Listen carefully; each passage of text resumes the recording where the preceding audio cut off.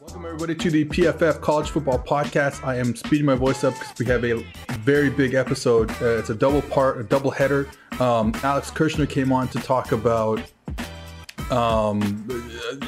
everything about coaching changes and how the buyouts are working. And then we talked about some other things, including the fall of the Pac-12 and how, the TV deals have affected them and how bad TV deals have affected them, really. And that's, for me, that's always super interesting because, like, you follow the money, you figure out college football pretty easy once you follow the money. And then I had Diante Lee on. He is a high school coach in San Diego area. He played at Sacramento State, but he also writes about Ohio State for Cleveland.com. He's one of their film analyst writers. So we talk a lot about Ohio State, how their defense works, what to expect of them going into the playoffs, should they make the playoffs. And then we got into USC because he's a USC fan and talked about how the air raid works. Honestly, it's a really fascinating discussion. So stay tuned for that. And yeah, I just want to get you guys into it. So here's Alex. Here's Alex Kirshner right off the bat. I am joined now by my buddy Alex Kirshner to talk all things college football, of course. Alex, this is your second time on the program, and I've also been on your podcast, Split Zone Duo. And I had so much fun the first time that I wanted to be back again, and I'm excited to be here. Thank you for having me. I paused for a second because I wanted to give you a title, but I realized I don't know what is your title. We don't really have titles at this point. Okay, I guess I'm a co-host of a podcast. Titles, yeah, sound we just like really my last in, girlfriend. All right. We just don't have a very hierarchical structure.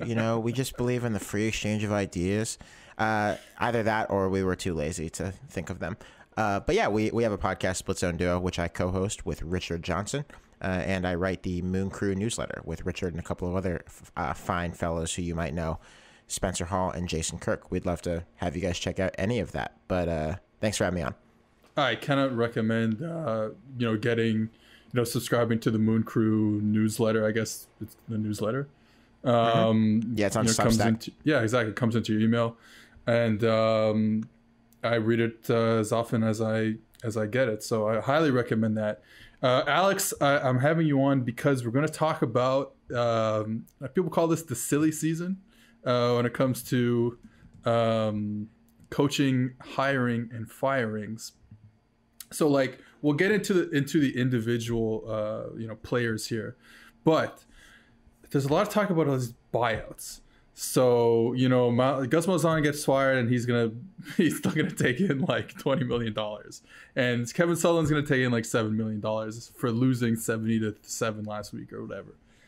So my question is, like, how the hell did we get here where you don't really have a choice? It's like an arms race, and you don't have a choice but to put this type of language in your in your contract, with teams, the schools, with the coaches. How did we get there? And like, I just like the absolute like hypocriticalness of a public school talking about how they have no money, and then just being like, yeah, we have no money, but we're also going to fire coaches willy-nilly and then still pay them millions and millions of dollars. So how did we get to this point in college football? So I think two really big things have happened.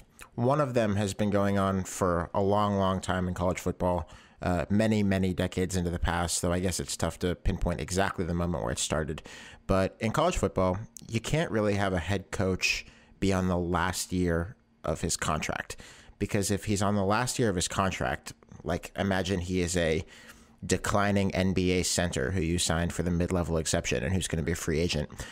You kind of know that guy's not going to be there, right? And that's fine with players in professional sports. It's fine with coaches in professional sports because you don't have to recruit in professional sports. You just pay people money and they come and play for you. In college football, if your coach is on the last year of his contract, then other rival programs are going to recruit against that, and they're going to go into kids' living rooms and tell them, Coach Malzahn is not really going to be there. He might be there on your signing day, and you might think you're going to play for him. But look, they don't even have the faith in him. He doesn't have the faith in them to even have a contract extension. This is his last year. He's lying to you. He's not going to stick around. And so you should come play for us instead. That's the first thing. And that's the biggest reason why there's always going to be years left on coach contracts, which is the source of a buyout, right? I mean, you don't have, if a contract's up, there's no more money to pay, there's no buyout. But with years left on the contract, there's usually going to be some kind of financial commitment. So that recruiting part of it is a big thing. And the other thing is just that, and this has started, I think, really in the 1980s. In the 1980s, the conferences in college football got control of their own television rights from the NCAA. There was a big Supreme Court case. Oklahoma was involved heavily, was one of the official sides of that case. And conferences got control of their own TV rights, and we all know what has happened since then. ESPN, Fox, CBS pay just massive sums of money, starting in the 80s, continuing through the 90s, and really exploding in the last decade, 2 decades, where now schools in the Big Ten and soon to be the SEC are clearing $50 million a year just because of their television rights and the distributions that they get from their conference offices. So you have 2 things. You have a need to kind of show security in recruiting that leads to these contracts having more years on them. And you have just tons of money flying around and not a lot of places to spend it other than what? On coaches and facilities, because guess who doesn't get paid in college football? The athletes. And I think that is how we have gotten to a point where Gus Malzahn is going to get paid $21 million to not work, which is great work if you can get it. So you talk about like the facilities and stuff like that and putting money into the facilities and the infrastructure, the physical infrastructure, at least. I think it was Godfrey who said this like at a few months ago before the season started. It had to do with the colleges have to spend their money, because if they don't spend their money, then why not spend it on the players, right? Why not pay the players, stuff like that? Is that one of the reasons we're seeing this? Very much so. Very much so. I think that college athletic departments and people in higher education like to point out, oh, our athletic department doesn't make a lot of money. And they do that by making sure that they spend most of what they take in. I think where the trick comes into play here is that football in particular, and to an extent other sports at specific schools, men's basketball, sometimes women's basketball, sometimes maybe baseball or hockey. But for the most part, it's football that is just subsidizing other expenditures in the athletic department, perhaps in the university. And you get situations where you might have a Big Ten university president saying, we don't make money on football. Can I cuss on this podcast? Bullshit, you don't make money on football. It does not cost $70 million a year to operate your Big Ten football program. I mean, it does if you want it to, right? If you decide, oh, we're going to build this facility and put an expensive iPad in every locker and a barber shop and a waterfall and a mini golf course. But it doesn't really take that much money to operate a football program. Your football program is at every Power 5 school except maybe Rutgers, because they do not have a full Big Ten distribution yet. So they're actually making a lot less money on TV. But at most every Power 5 school, even Kansas, which is the quintessential basketball school that has a really embarrassing football program and cares a lot about hoops, they are all rolling in it on football, all of them. And, if they make their cash flow statements look a certain way, you can say, well, we're not making much money on sports and this is not a profit engine. That's not true. I mean, I think that people are smart enough to look at how much money comes in. Again, $50 million. Think about what it costs to hire a coaching staff, to pay for meals, for travel. It's millions of dollars. It's a lot. But is it $50 million a year plus your gate revenue, plus your merchandise, plus fundraising, which is a huge source of income for every athletic department? No, and I think that most people are smart enough to see that. Yeah, can you explain the Rutgers, the thing you said about Rutgers not being fully in the Big Ten? Yeah, it's interesting. Maryland and Rutgers joined the Big Ten in 2014, and as part of the agreements that brought them into the conference, Maryland from the ACC and Rutgers from the old Big East, there's sort of a phase-in period where they do not get full distribution. So right now, most of the Big Ten gets about $50 million a year. I think Maryland is somewhere maybe in the 30s, but I don't have it offhand. And Rutgers, as of I think it was maybe 2018, was making like $12 million, or maybe it was even like $7 million from the Big Ten. It was just way, way less, because I think that part of the deal is that, all right, you know, you Rutgers, you Maryland, you did not play a huge role in building up the value of this television contract. And so part of the enticement for other schools to want to bring those two into the league is that it takes a little while before you build up to getting your full piece of the pie. And Rutgers in particular, I think is not going to be getting a complete share of Big Ten revenue for quite a while. I think the last I saw it was until 2027 when they would be caught up. But wasn't the idea to bring those two programs in, especially Rutgers? I mean, the funny thing with the Rutgers thing wasn't always like to get the New York City market. Yeah. And I think that in a way, Jim Delaney, who was the Big Ten commissioner at the time, has sort of been vindicated on that, because the Big Ten network is in a lot of homes in that part of the country, and it is in a lot of homes, including mine, in the Washington, D.C. area. Right. And that is valuable for the Big Ten. I mean, there's no question. And if you have schools in those regions, it gives you a chance to get in more households, charge a higher price to cable providers and cord cutters now, like the YouTube TVs of the world. So people, you know, will laugh at Rutgers because they are terrible, and there's not a lot of, you know, I don't know that there's a lot of value for fans in terms of, like, you know, Ohio State goes to Piscataway and wins by 80 points or whatever it is most years. But there is money in it for sure. And from a business standpoint, I think it's worked out very well for the Big Ten. Okay, so let's transition from the Big Ten to the Pac-12, because I want to get your thoughts on really the fall of the Pac-12 over the past, let's say, decade or however long it's been. But in this idea, in this context of Mario Cristobal, because here's a guy who's a hot name. Auburn might be his, you know, a likely destination for him, but this might not, like, Oregon is really good in the Pac-12, right? Mm-hmm. This is a team that is about to play for the Pac-12 championship this Friday night. They have been good for a long time now.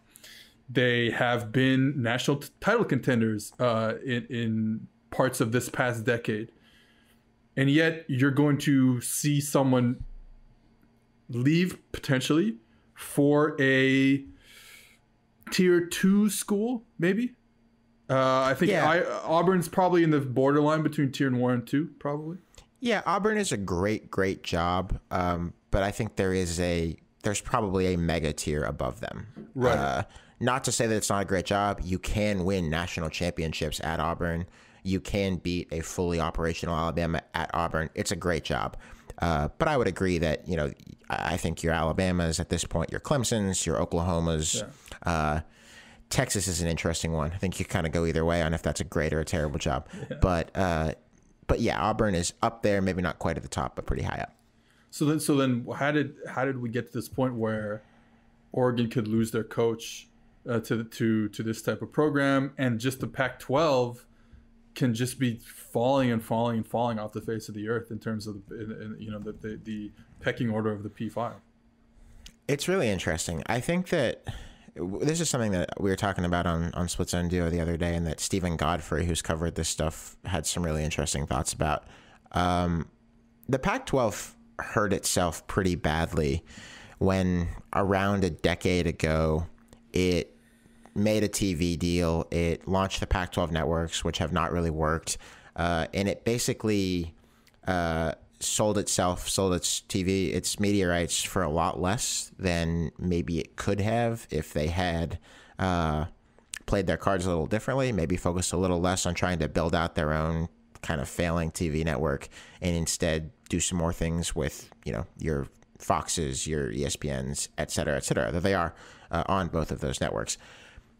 The Pac-12, long story short, makes, it changes every year, but, brings in $30-something million a year per school. And we were just talking about the Big Ten, which was in the 50s now. The SEC just signed a new deal to bring more of their games over to ESPN. Same. And that is going to shoot past 50 at some point. And the Big Ten is also going to go way up from 50 on its next deal in the next couple of years. So I mean, you can do that math in your head. I mean, it's we're talking $20-ish million ish less just than teams in those conferences. I think they're also going to be behind the ACC in the Pac-12. And a lot of it stems from that. I think it stems from money. Like, I was thinking about this myself. It's pretty weird that Mario Cristobal has, I don't know, what would you say, the second best job in an entire sector of the country? I think most people would say that USC is the best job in the West. After that, it's, I mean, probably Oregon, right? Maybe Washington. Yeah, Oregon. I would probably put Oregon above Washington just because of the kind of backing they have in the sports program. I think so too. Yeah, I think so too. Yeah, great, like world-class facilities, but they don't have a ton of cash flow compared to other programs of their stature that have been in the national championship conversation in the last few years. Cristobal makes a little less than $3 million a year, which is near the bottom of the Pac-12, and part of that was because he was a promotion from Willie Taggart's staff. After what did Willie Taggart do? He left to go to take the job at Florida State, which didn't work out great for him. I think in the case of both Taggart and Cristobal, they are both Southeastern guys. You know, Willie Taggart is from Florida. That is where he really, really made his bones at USF, obviously where Oregon hired him from. And, you know, he's at FAU now. Willie Taggart is probably a guy who should be in Florida. And that's, you know, I'm sure that is just part of the calculus for him. Mario Cristobal, he's a Miami football player, former, coached at FIU, didn't go well there, was then at Alabama, where he was a highly regarded assistant. He's a Southeastern guy too, so they're both Southeastern guys. But still, it does say something, I think, that there is now so much money in the SEC, which is in a region of the country that is not generally considered more desirable than the Pacific Northwest. You know, I think that materially speaking, and this is just materially speaking, obviously there's many different reasons to care about any of these regions. You know, there's more money in the Pacific Northwest. It tends to rate higher on various like socioeconomic indicators. But in college football, it's different. In college football, because the Pac-12 brings in so little money compared to like the SEC, Auburn could just be a much more desirable place to be than Oregon, even though, we've seen both of those schools. I mean, obviously, Auburn won that national championship game 10 years ago now, but these are two schools that have had a pretty similar stature in the sport for the last 10, 15 years. And yet Auburn is not going to pay its coach less than $6 million a year, you know, because it's nothing to them because the SEC just has so much more money. Whereas at Oregon, Mario Cristobal is never going to make $6 million a year. I don't know what Clay Helton makes because USC is a private school. But, you know, the tops in the public schools in the Pac-12 is like about $5 million at Utah with Kyle Whittingham, who's been there forever. I would guess Clay Helton somewhere around there, but we don't know because USC is private. Whatever it is that Mario Cristobal could make at Oregon, because of the Pac-12's revenue gap with the SEC, he could just do a lot better at a place like Auburn. And that is a problem for the Pac-12. I think it's a problem for college football. Like you said, Oh, go ahead, they can still win. It's not like Auburn is not Alabama or Georgia or I guess Florida on the other side too because they don't play because they're away from Alabama and in the East, but like you can win a national championship at Auburn. It's not like you're moving to a program like South Carolina or something like that, which we'll talk about in a second, but like where you can't win a national title or probably not going to win a national title. You can go there and win a national title. So if the money's better, then there's what's the point of staying in Oregon? Yeah, it's a great point. I worry about it for the future of college football, honestly, because I think that this sport is at its best when there are serious threats, serious presences in the sport all over the map.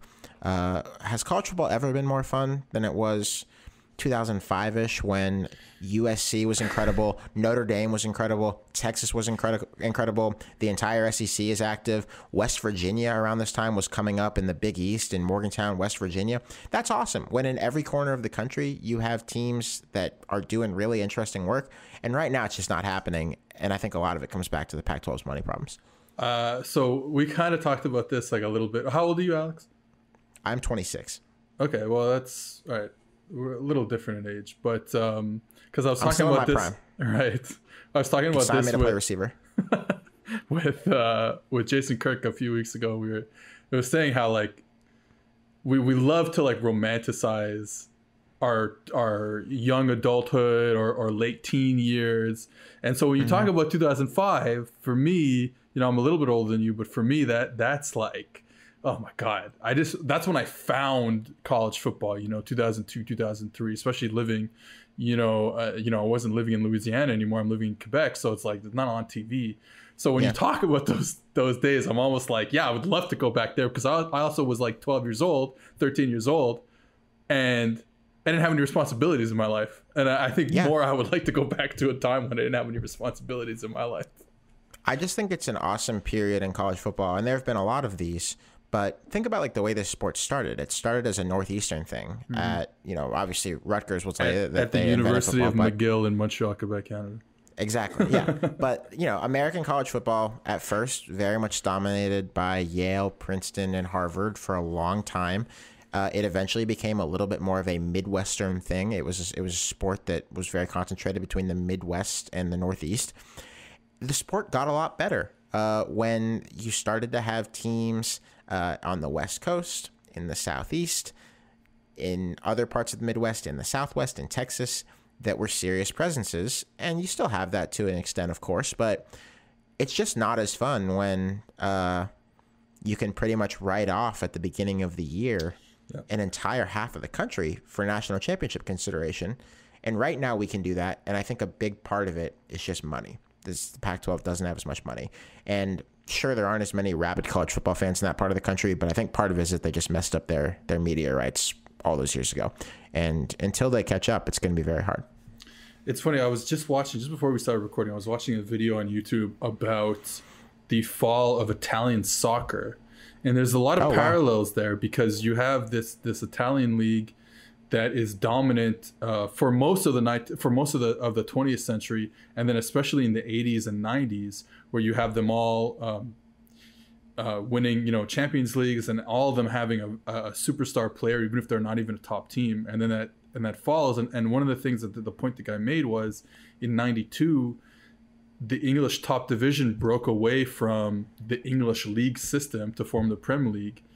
And they were able to negotiate their own rights for TV deals, and the Serie A did not do that until 2010, and I think that's like a very big parallel there to what you're talking about with the Pac-12 and just not being able to get the money in that they probably should have.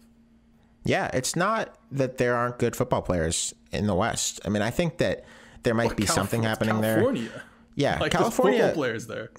Bud Elliott, who's now at 24/7 Sports, is a great friend of mine, and you know him as well, has talked about how maybe California is getting a little too healthy, and you don't have as many big dudes. Like, it's harder to recruit defensive line, offensive line talent in California than it used to be.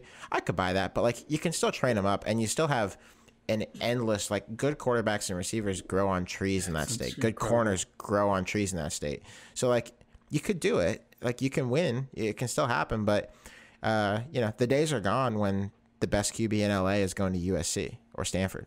Like last year he went to Alabama, and I haven't looked. I mean, it's signing day right now. I don't even know where he's going this year, but I bet, I bet there's a chance it's not just a West Coast power. Okay, let's go back to the SEC for a second. The two schools who have made changes already, South Carolina and Vanderbilt. So the Clark Lake goes from Notre Dame to Vanderbilt, and you have Shane Beamer going from Oklahoma to South Carolina. Now, both these schools are like, Vanderbilt is definitely in the last tier, maybe by themselves in the lowest tier in the SEC, and South Carolina is not that much higher than them. Which side of the fence do you sit on when it comes to which type of coach these programs should hire? Like, should Jamie Chadwell, who just signed a 7-year, speaking of someone who's going to be bought out very soon, Jamie Chadwell who just signed a 7-year extension with Coastal Carolina, like running an interesting offense like they do. Are you on that fence where it's like, hey, we need to bring in something that's funky, that's different, that people have to prepare for, kind of like Mississippi State just did also, and actually we're going to talk about them in a second, but or hey, look, Shane Beamer's been around big time programs for a long time. He's been at a high level, still not a head coach, but he's been an assistant head coach. Special teams, you learn a lot of things about like the entirety of your program from special teams coordinating, and then Clark Lee being a defensive, like a hard-nosed defensive coordinator. Like, is that like a program guy? Like, which side of the fence do you fall on? I tend to fall on the side that you should go and hire someone who's going to do something weird, particularly on offense, and try to make up a skill gap. That's obviously not exact. The Lee hire is kind of in a separate category, and because he's a Vanderbilt guy coming home, and right, if he gets the offensive coordinator hire right, at Vanderbilt, one of the things he really needs is a guy who just wants to be there, and it seems like he really does want to be there. On South Carolina, I think any hire can work, any hire can fail. And if there's anything that I've learned from like Harbaugh's failures at Michigan, Herman's at Texas, Frost at Nebraska, all of those were home run hires, right? Like they made all the sense in the world and they're just not working. So I'm out of the business of saying this is going to work or this isn't going to work. But if I just look at like what South Carolina is trying to do with Shane Beamer, I'd be pretty surprised if he's not fired in 3 or 4 years. That's what South Carolina does for the most part. I mean, if you're not Steve Spurrier, it's how it works. This is not a job where you can win your division. It just cannot happen. There's a chance that at some point in history, there's some weird year where they get up and do it. But South Carolina doesn't, or something like that. I mean, they got close. They got close, but they don't win conferences. They haven't done this really ever in their history. I mean, they've won the ACC one time when they were in that league for a lot of years before joining the SEC. They won the ACC in 1969. They won a division in 2010 in the SEC. Yeah, 2010. Great for them. And then, unfortunately, 56-17 in the SEC championship game. And that's part of the tough deal of being in this program like South Carolina. You can have your best up year ever. Sorry, well, who's the quarterback on the other team that you see in the ACC championship game? Shit, it's Cam Newton. Yeah. So there's your dream season. It's kind of, gone. I just think that the Shane Beamer hire is clearly this is an SEC guy. He understands cough, how business is done in this league. He will recruit in a cough, serious way. The way that you have to do business in the SEC. It's how it works. I'm sure that he will do it effectively. But, like what's going to happen here? I don't know. I think about the last time South Carolina was like pretty good, which was, late in the Spurrier era. And it was good because they got like Marcus Lattimore and Alshon Jeffrey, Jadeveon Clowney, a huge one, obviously out of South Carolina. It's going to be tough to recruit locally now because Clemson exists in its current format. Like I'm not sure that God himself could come down and recruit very well to South Carolina to be at the level they want to be at. So what I would have done if I were them is just gone and hired Jamie Chadwell, who you have written about very skillfully, and just tried to make teams pissed off, just like try to ruin their defenses with just very clever scheming and go 8-4, 9-3. Maybe you get lucky, you win 10 games some year, but it's just hard.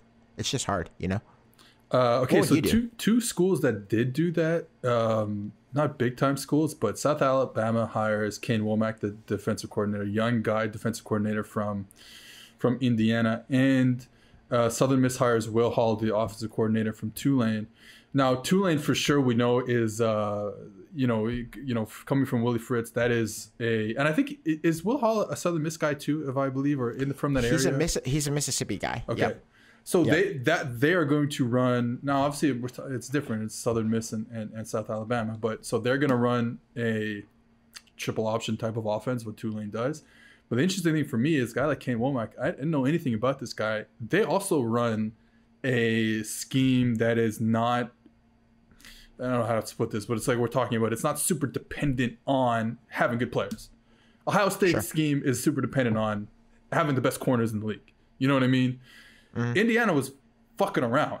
They do this and that and whatever, and they're moving around and stuff like that. So I think those two are interesting. Do you have anything more to add on those two? I know they're not big time programs, but. Well, I'm actually really interested in Will Hall at Tulane. Their running game, I mean, I don't know how much you've been able to watch them, but not much, honestly. They're fierce, and they have sort of a triple option vibe to them. They are in the top 25 in EPA per play per rush. They look very good across various advanced metrics on running and traditional stats as well. despite the fact that they don't, it's Tulane, you don't have like big maulers up front. Like it seems like they're more based on angles and manipulating leverage and finding ways to like be punishing without being punishing. And that can work no matter where you are. I mean, that's sort of what the Surface Academies do, right? Yep. So I'm interested in that hire. I mean, that seems to me like one that could work.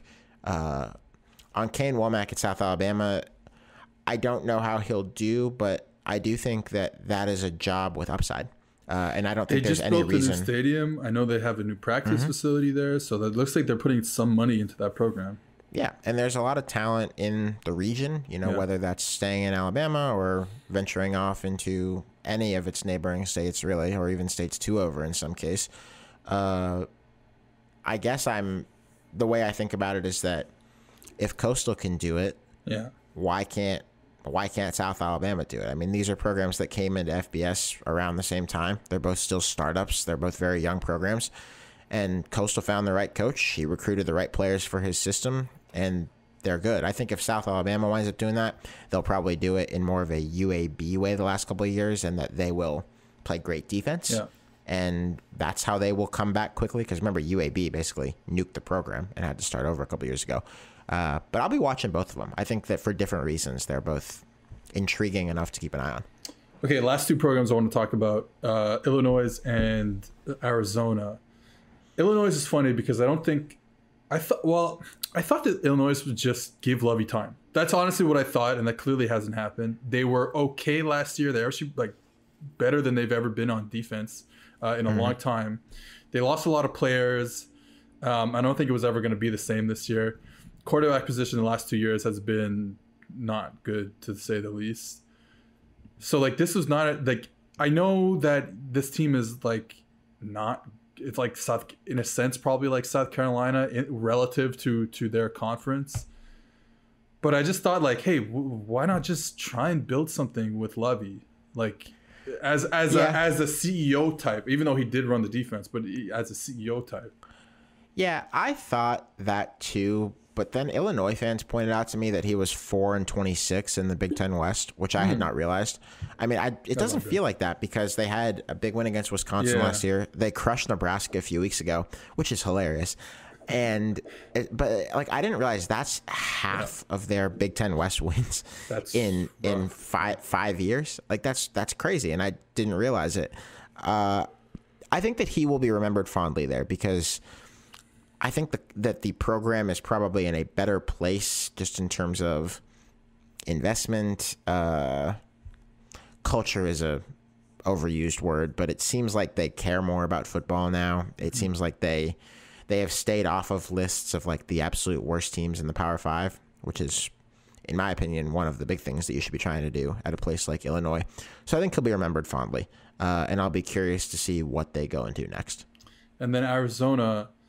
For me, the Arizona thing is just an incredible turn of events for Kevin Sumlin. I mean, that is just going by an island.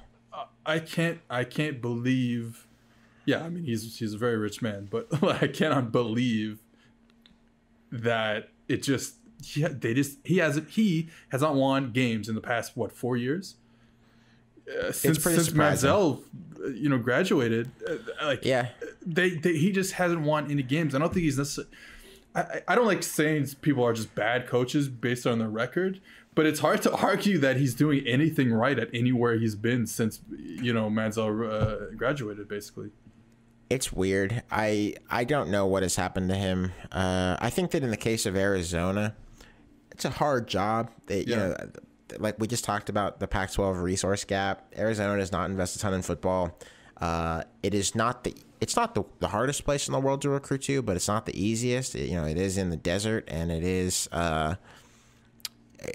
you don't have a completely natural California pipeline in the same way that the California schools themselves do. They haven't built one as effectively as Herm Edwards and Arizona State have. So, and they had Khalil Tate for a couple of years and did nothing with him. Which was really surprising to me. I even really like the quarterback they had coming back this year, Grant Gunnell, and they haven't done anything with him either. Yep. It's a little. I mean, I did not it's a hard job. I do not expect him to like be awesome there, but to be entirely fair to Arizona, 0-5, and you just lost 70-7 to your biggest rival. I mean, it speaks for itself. There's not a lot you can do. And I think that losing a lot of players this offseason to transfers, and good players too, talking about Schooler and Fields, two defensive players that would have been the two best players on their team, to tell you the truth. Losing them, something fishy in the water usually when that starts happening. Okay, it is time to complain about the college football playoff rankings. What is your biggest complaint this week? Well, I think that the committee has just decided that what happens in games doesn't really matter. Yeah, that's really what it comes down to. But the crazy thing is, and like I know you don't know this, Kate. I'm a very smart man. I have PFF data. You are. Okay? You are indeed. I have PFF data. If you actually look at this, like I really pour into the data, like I did. If you just take away Iowa State's losses, then they're undefeated. So I don't think people are really understanding what the committee is going for there. It's a great point. It's weird, man. It's weird. Like, I cannot explain. Coastal Carolina is 12th. Coastal has not lost any games. Coastal beat the Louisiana Raging Cajuns in Lafayette, in their house. They beat them. Iowa State has lost 2 games. 2 games they have lost, including a game at home to who? The Louisiana Raging Cajuns in their own house. I just like, it's hard not to think that, and Cincinnati is several spots behind Iowa State. Cincinnati is behind Georgia. Yeah. Georgia leapfrogged Cincinnati because they beat Mizzou, which was a ranked team. Because what? Because the committee just decided that. Because I mean, it's hard not to imagine at this point that the committee has just made up its mind 100% that there's nothing a Group of 5 team could do. I'm not even out here like saying that Coastal should be in the top 4 or that Cincinnati should be in the top 4. I believe that the top 4 is the top 4. I think those are the 4 best teams in the country. Yep. But it's just gotten a little ridiculous in terms of how they are kind of being robbed of an opportunity to even be in that discussion. How Coastal is, if Coastal wins this week against Louisiana again and USC beats Oregon, is USC going to jump Coastal for 12th? And suddenly Coastal is going to be out of the New Year's Six altogether? Yeah, maybe. They could be 12-0 with the conference championship, with a win over a team in Louisiana that beat one of your top 10 teams at this point, one of your top 6 in Iowa State. It's ridiculous. It just doesn't feel like they're getting a fair shake. And I'm not trying to be a hipster here, like a G5 hipster, that you have to put them in the playoff. You have to put Cincinnati in the playoff. If you're only going to have 4 teams, I'm pretty sure the 4 teams should be Bama, Clemson, Notre Dame, and Ohio State. But it's still ridiculous. It's still ridiculous the way that this hierarchy has been constructed. And I think with Cincinnati, and I love Coastal, everything about them, everything they do on offense, even on defense. But the thing with Cincy is the AAC is a good conference, man. It's a tough league. This is not a bad conference at all. This is not. It's not the Sun Belt. Like as much as I think that Coastal deserves a chance for winning the Sun Belt, and then I'm assuming they do win the Sun Belt, and then would be beating Louisiana twice plus beating BYU. Like the ACC is a real conference, and it's not. It's like in that weird ground between the Power 5 and the Group of 5. I find right now with all the players they're producing, at the NFL level, and the teams that they're producing year in year out basis. I mean, it is that good of a conference. Yeah. So I think Cincinnati is the one that I feel, as much as I would love to see Coastal just in a New Year's Six bowl, Cincinnati probably deserves a shot at the top 4. Assuming things fall into place, and they just might this weekend. It's not going to happen, but I think they deserve it more than anyone. In a world where Ohio State somehow loses to Northwestern, Iowa State loses to Oklahoma, and Florida loses to Alabama, explain to me why A&M or Georgia should be in the field over Cincinnati. A&M, which like we've already seen what would happen if A&M plays a team in the playoff. It ain't going to be pretty. I don't need to see Alabama play them again. I have no interest in it. It doesn't. It's been hashed out as far as I'm concerned. The funny thing was talking about Georgia, and they're trying to hype up Georgia like now, talking about the last 3 weeks how they've been playing better, and no doubt they've been playing a lot better with JT Daniels there. But they got blown out by Florida and Alabama. So because they were comparing, one of the quotes I read was comparing those two schools. So, well, we thought about moving Georgia ahead of Florida because Florida lost and Georgia played better. Like, Georgia has not played anybody. No, especially defensively. Georgia, yeah, I'm excited for Georgia in 2021 because I think they have a quarterback now. Well, we also said that they also returned everyone last year, but of course the quarterback situation does take precedence over everything. We do say that about Georgia a lot. They should be sick next year. Like they could be the best team in the country next year, honestly. But at some point the games have to matter, and the best versus most deserving thing has never entirely been worked out. There's not a firm rule about it. You just kind of have to figure it out, and the playoff just does whatever it wants. But like, you lost 2 games, okay? They've both been blowouts. In Florida's case, you've lost 2 close games, but one of them was to like the picked carcass of LSU, which like at some point it has to matter. And you being ahead of Cincinnati is ridiculous. Iowa State being ahead of Cincinnati not being 5th right now is very silly. It's terrible. Just having 3 2-loss teams and a 1-loss A&M that got blown out, being ahead of Cincinnati, which has not even really had. Cincinnati's had one semi-close call this year against UCF. It wasn't really a close call. No, they beat them. Yeah, it was a 3-point game, but it would have been 10 if Luke had tried to score a touchdown down on UCF's goal line at the last second of the game. Cincinnati should be the number 5 team in the country right now, and they're not. Doubt. So, yeah. Okay, give me. Let's end this with your quick game picks for one of the championship games. Starting Friday night, UAB playing against Marshall, who I don't know what happened against Rice recently, but UAB comes in with a defense like you had alluded to earlier. Marshall comes in with an offense, great offensive line, great quarterback. Who do you like in this one? Well, I like Marshall because I think they're better, but I really like the under if we're talking betting. Let's do it. Because 42? Offense just 42, which is a low under, and I do not take unders that low. But I think this could just be pain. Like this could be like 17-10, 17-13. I just expect the defenses to clobber the offenses in this game on both sides. Okay, Buffalo is a 13.5-point favorite against Ball State in the MAC championship. Who do you like in that one? I took Buffalo at -13 when I got it.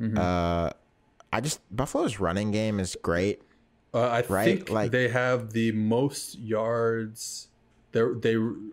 Any running back behind that offensive line, most yards before contact per carry in the FBS, or second place or whatever, but very, very high. It's like 3.2 yards before contact on average. That's wild. Yeah. And I think it's because their offensive line is just better than everyone they're playing, but also like Leipold is a pretty.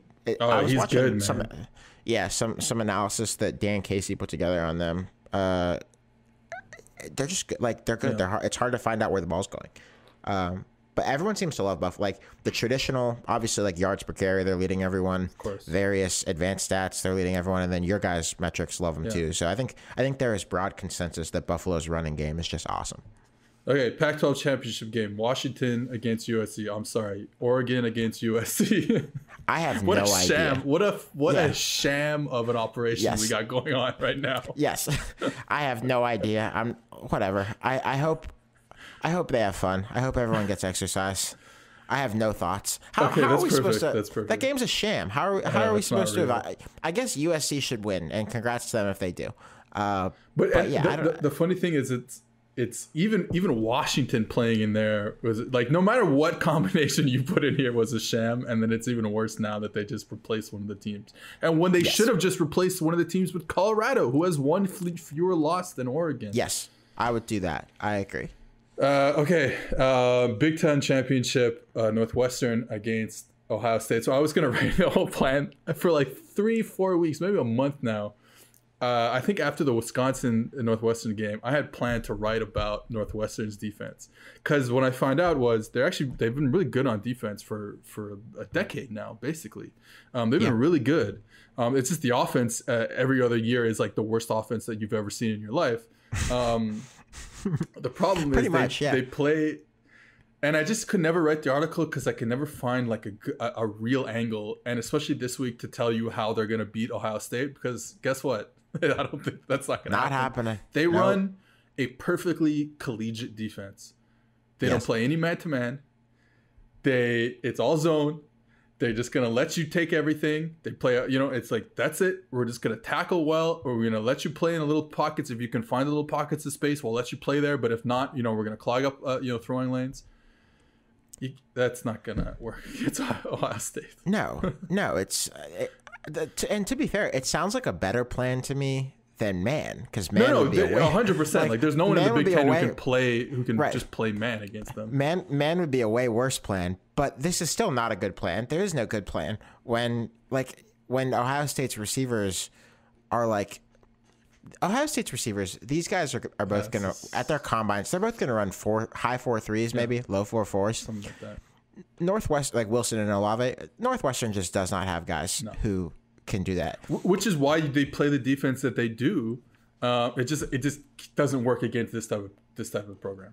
Just at some point you're just overwhelmed. Yeah. Which Richard and I were talking about this, Richard Johnson, that at some point, isn't Northwestern just accidentally going to recruit like some absurd freak athlete who will like change their program completely? And it just hasn't happened yet. But Ohio State has like 20 of those guys. Yeah, so, that's the difference. Well, what's funny is like, the tackle, Rashawn Slater, might be a top 10 pick in the NFL. He's not even playing this year.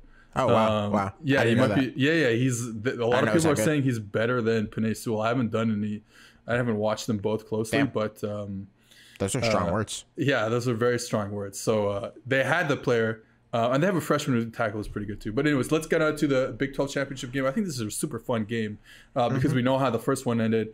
Oklahoma and Iowa State. Oklahoma comes in 5.5-point favorites. Who do you like here? Well, I think I like Oklahoma to win the game because I don't think Lincoln Riley is going to lose twice to the same opposing coaching staff. I just think that they'll be sharper. They only scored 30 in the last game, which for Oklahoma is an extremely low output. I mean, that is shutting down Oklahoma. You know how good they are. We know how good they are. It's just hard to keep them that low. I think Spencer Rattler makes a few fewer mistakes. I think he only had one pick in that game, but he was, correct me if I'm wrong, he was a little iffy throughout. But the pick itself was the end of the game. Basically, it was the end of the game. Yeah. And I think it was a gross pick where like he should not have done it. It wasn't deep in the end zone, and he just shouldn't have thrown it. Yeah, his interceptions at the beginning of the year were mostly just like dumb freshman stuff. Yeah. I think he's ironed a lot of that out, which is to be expected. And Oklahoma's defense, you pair that with the insane arm talent and he's incredible. He'll be a high pick someday, but. He just he's good, and also their defense with Alex Grinch been very good this year. I'd be lying to you if I said that I'd been watching a lot of Oklahoma lately. I have not, but the numbers speak for themselves. You know what? The crazy thing about the Big 12, especially me and you being like, I don't call us like that. We're trying to tell the entire story of college football rather than just a conference, rather than just a team or whatever. The Big 12 kind of like lost us after Texas and Oklahoma lost those early games. And then the Iowa State team, who's a really good football team, had that blemish from the first week of the season against Louisiana. So I think that the Big 12 kind of lost us, and I also haven't been watching as much Big 12 football because they're out of the college football playoff picture and all that stuff. So I think also that's so much of the Big 12 this year. So much of it is just not compelling, and even like when you take the playoff out, watching Texas Tech now. Miserable. They do play defense now, and also they don't play offense now. I know. Watching Texas Tech is a miserable experience. I watched them a few weeks ago against Kansas because I have issues. Watching Kansas State since Skylar Thompson got hurt, miserable experience. Obviously, Kansas is a miserable experience. Watching TCU, incredibly boring. There is nothing fun. Watching Baylor this year, boring. This is just a very, very boring conference in 2020. I hope that they get back some of the I don't know, irreverent charm that they had previously, because right now, this is just not an exciting league. Oklahoma and Iowa State, two very good football teams, but it's not an exciting league. Louisiana plays Coastal. Is this in South Carolina? Yeah. Okay. So Coastal gets a home game. Like you had mentioned, they had gone to Lafayette to play against and beat Louisiana on the last second field goal. What do we see? 3.5 for Coastal. It was a close game in week 4, week 5, something like that. Another close game, or do you see a blowout on the other side? I don't see a blowout. I think Coastal will win, though, and I like Coastal a lot. I mean, Seth, you wrote a tremendous thing on PFF about Coastal's offense. I think it's going to be a big issue for Louisiana. Louisiana's secondary, their pass defense, not great. They tend to stop the run pretty well. Yeah. I would think that Louisiana's strategy will be to keep safeties pretty far backed off so as not to get crushed by Grayson This is the interesting thing. I just rewatched that game, and they didn't do what BYU did. And I thought BYU's strategy was very smart. As much as I wrote about them, how much I loved what Coastal did against them, BYU did it the right way. They only allowed 3 touchdowns, and there wasn't a lot of possession. So they suppressed the explosive plays, and they let them say, "Hey, look, you're gonna gash us on the ground once in a while. It's not the end of the world, but we're gonna suppress the explosive plays." Louisiana played a lot of one high safety and left some opportunities, vertically one-on-ones onto the and Coastal hit him in that game, right? So I'm curious to see if Louisiana looks at what BYU did and says, "Hey, you know what? Let's just not let them hit explosive plays this game, and we'll see what happens." Okay, we got to get through this really quickly. Clemson and Notre Dame is the ACC championship game. Trevor Lawrence is back for this one. What do we have here? Clemson is 10.5. Clemson is 10.5 point favorites. That's a lot. Wow. I have Notre Dame at 10 in that game. That makes a lot of sense. Yeah. Look, I think Clemson's going to win because I think they're a better team, and this is a home game for Clemson effectively in Charlotte. They should win this game. But I don't think that Trevor coming back totally changes it. I mean, DJ was awesome in South Bend in that game. That's what I'm saying. Their running game was bad. You couldn't get that much better than what DJ did. No, their running game was really bad. And I think that Trevor being out contributed to that because DJ had a shoulder thing. They were not using him in the run game the way they can use Trevor in the run game. So I think ETN will have a better game this week. But Notre Dame beat him up pretty bad in that game. And Notre Dame could have won in regulation if Ian Book didn't fumble at the goal line in the fourth quarter. So I think Notre Dame will be in this game. I don't see any reason why they're going to get routed by Clemson. But I do think Clemson wins. Okay, I don't know much about these teams, to tell you the truth. Mountain West Championship, Boise State taking out San Jose State in Las Vegas, but it's not even UNLV's stadium. It's New Mexico Stadium at UNLV. It's hosted UNLV's by San Jose State. Old. Yeah, it's so weird. San Jose State, Seth, I'm going to want to hear from you after you dig into the tape on them in the offseason because they're not on, I have only watched them maybe twice, but they are compelling. They have not lost a game. It's a hard program to be good at. And they've basically done it by kind of on that charming, very strong offense and defense that just doesn't mess it up too bad plan that a lot of teams have been on. They don't give up a lot of big plays on defense. They get a lot of big plays on offense. So they're fun. And Nick Starkel, man. Nick Starkel, who's he led of 12 different SEC teams. Yeah. Good for him that he's found a good home there, and he's had a nice year. That's a program that has no money. I think they're finally building a new stadium. I might be thinking about SDSU, but I think they're finally building a new stadium there, and their facilities are pretty bad. So happy for them to be in this position. Okay, last two, the two 8 o'clock Eastern games. Let's start Tulsa and Cincy that we talked about. Tulsa's got a good defense. I just don't know if they can score enough. Because I think Cincinnati will score a bit. Cincinnati will score. Yeah. Cincy does not give up explosive plays. Tulsa pulls 1 or 2 crazy plays out of their ass every game, and I just don't think that's going to happen against Cincinnati. And then finally, Alabama, Florida. So Alabama's a 17-point favorite. I don't know if Florida wins. Cover. I think they're going to cover. I think Florida covers. Bama has covered 7 weeks in a row. Wow. And covered by an average of 2 touchdowns. Do you still feel good about it? You still feel good about it? You still feel good about it? I've been burned on this. I've thought to myself in the Iron Bowl, oh yeah, Auburn could cover 24. No problem. It's Iron Bowl. Auburn could cover 24. No, they couldn't. They couldn't cover 24, Seth. They couldn't. We'll see. The over in this game, or the total is like 75.5 points. Yeah, I'm on the under because that's ridiculous. That's a lot of points. And Alabama's defense is good enough that unless Bama scores in the 50s, we should be good there, which they might. So it's not, it's not a guarantee, but I feel good about it. All right. That was Alex Kirshner talking about how Alabama is the best team of all time. And that'll do it, unfortunately, for us. Thanks for coming on the show. Where can you plug yourself? Where can the people find you? We would love to have you check out our podcast when you are done listening to this one, and you can listen to both of them on a regular basis. It is Split Zone Duo, which you can get anywhere you get podcasts: Apple, Spotify, Stitcher, Google, Pocket Cast, etc. Thank you, Alex. All first-time depositors at Monkey Knife Fight that put at least $20 into their account while using promo code PFF will receive a free PFF Edge annual subscription. So that's a $40 value for just $20. And you'll get that opportunity to turn that $20 into even more money playing daily fantasy football and prop games at one of the fastest growing fantasy sports sites in the USA in Monkey Knife Fight. Go to Monkey Knife Fight and deposit your $20 with promo code PFF today to receive your free PFF Edge annual subscription. PFF and Sunday Night Football's Chris Collinsworth is teaming up with one of the best players on and off the field, 49ers All-Pro cornerback Richard Sherman. The Chris Collinsworth podcast featuring Richard Sherman is available now wherever you find your podcasts. They will provide the most interesting football conversation in sports every week.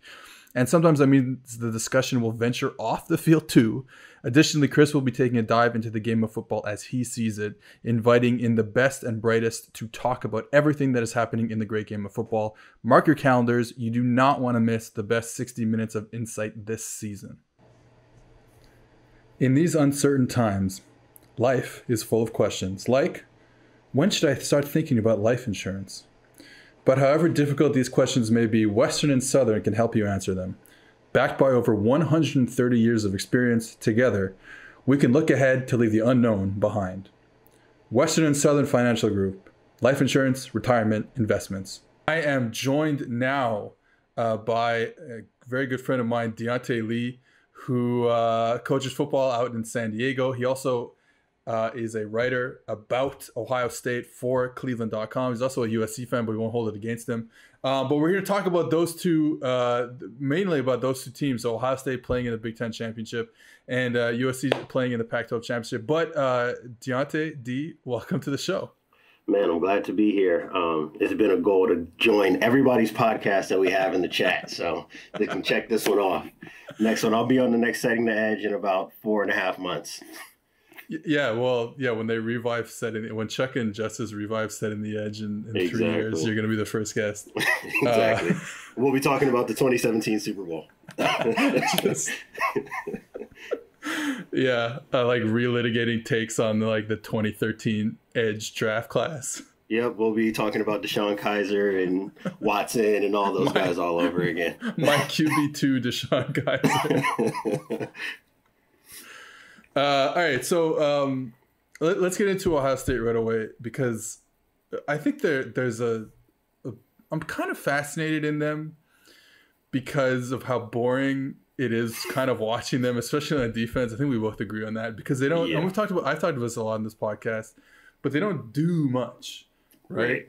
I was curious about a couple things. Let's start, what is the biggest difference? Okay, so let's start with, again, when we say they don't do much, what does that mean to you when you watch them?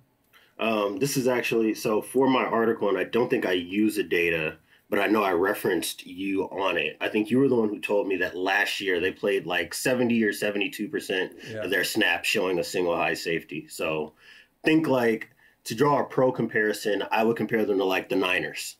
They're very much like Seattle, very much like San Francisco. You're going to get that single high safety in the post. They're playing cover 3 out of a 4-3 front. You're not going to get a whole lot of imagination out of them. They're not running all the, sexy 3 high or man match quarter stuff that you see that kind of goes around football Twitter now, that people are kind of gravitating towards. It's very much like old school, the same kind of defense we all kind of grew up watching, early 2000s, late 90s. That's just their philosophy. It's really good. It's very good at accomplishing the things that it sets out to accomplish. You can always stop the run out of it. And if you have the corners and you have the pass rush, you can be good against the pass as well. But yeah, it's just not much imagination. So watching the film is not going to inspire you to get on the whiteboard at all. Have you noticed that much difference between Jeff Hafley last season and Kerry Coombs this season? Because I honestly, that's why I think it's got to be like a Ryan Day thing. In that this is how he wants his defenses, even though he's the offensive play caller. This is what he wants his defenses to be, especially on early downs. Now, maybe I think maybe Hafley and Coombs were different. Maybe on third down with the depth pressures they were giving. That I honestly don't know, but I do know on first and second down it is this pretty much the same defense, even though you have 2 different coordinators. And I think Coombs came from Tennessee last year, the Titans last year, so it's like, which is kind of wild. Like that again, that tells me that Ryan Day wants his defenses to be like that, I think.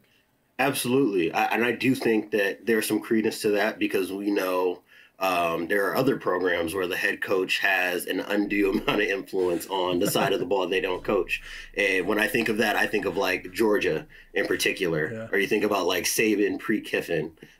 There are some guys that just have their philosophies and stick to it. And I do think that there's probably something there to it. And on top of that, for 85% of their schedule, they're never going to play a team that is going to punish them for the ways in which their defense can be weak. Now, when you bring up Kerry Coombs, that was one of the few things I talked about when I was on the Buckeye Talk podcast this summer, when I was talking about things that may be different, because I know that Tennessee was like very diverse with their pressure package. Yep. They showed a whole bunch of different looks. They would move linebackers to edge and move their defensive tackles and drop them off into coverage. So I thought I would see a little bit more of that, but based on what's on the film, unless it's like 3rd and 9, 3rd and 10, where it's obvious passing situations, you're not seeing that same kind of creativity. There's very little too high. If they are in too high, it's almost like a guaranteed some kind of like zone blitz or simulated pressure type of thing. And they're playing the sticks, right? They're not trying to get guys in man-to-man coverage situations. They're just playing the sticks, keeping the ball in front of them and trying to tackle guys in front of the chains. You talk about that like simulated pressure stuff. So watching the Indiana game, I remember live thinking this. So it was like, I think it was like the first 3rd down of the game, and it was 3rd and longish. Yeah. And they came with something really nice from too high. I think they sent the nickel, maybe dropped the end. And I was like, oh, okay, interesting. And then they literally did the same pressure the next 3rd down, which is like 3 plays later. And I was like, all right, well, this is even within their pressure package, there isn't a lot. And like you said, I think you can get away with it, especially, and they have in years past when they've played a full schedule. Last year's team was one of the best teams of all time, and it's funny because look, we stopped talking about them because they lost a game late in the season, and then LSU went on to win, and LSU was more fun than them. But this was as good of a football team, and on defense too, as we've seen in the past decade, probably. Right. And I'll actually, I guess I'll kind of give a sneak peek to what I'm working on for Cleveland.com. But after we get past all the playoff stuff, the take that I'm really working on is that last year didn't have anything to do with Jeff Okudah. It didn't have anything to do with Damon Arnett. It didn't have anything to do with that secondary. That defense ran behind number 2, and that was it. Like it's such a stark difference watching the way they play defense without Chase Young, because there are a bunch of times where I'm watching, especially like in the Indiana game, where I'm watching Penix just sit in the pocket.